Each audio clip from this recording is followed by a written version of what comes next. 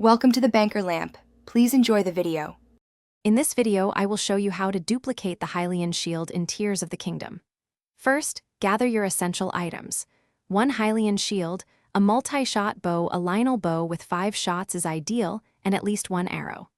Make sure you have an empty shield slot in your inventory, as this is crucial for the duplication to work. Finally, find a quiet, flat spot in the game world where you won't be disturbed by enemies or environmental hazards. Now, let's get into the steps. Equip your Hylian Shield and your chosen multi-shot bow. Hold down the ZL button to target, then press up on the D-pad to open your material attachment menu. Select any material to attach to your arrow, it doesn't matter which one.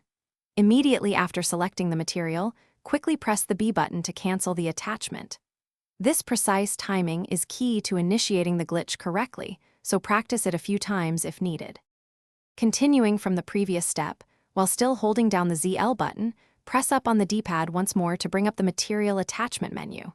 This time, navigate to your inventory and select the Hylian Shield itself to attach it to your arrow. As soon as you've selected the shield, release the ZL button. Then, very quickly, open your inventory and drop the Hylian Shield that is currently equipped. You should now see 2 Hylian Shields on the ground. To confirm your success, simply walk over and pick up both Hylian Shields from the ground. You should now have 2 Hylian Shields in your inventory.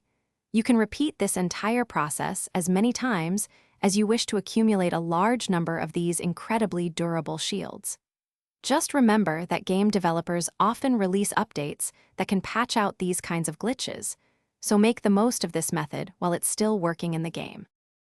Thanks for watching. If this was helpful, leave a like and consider subscribing. See you next time.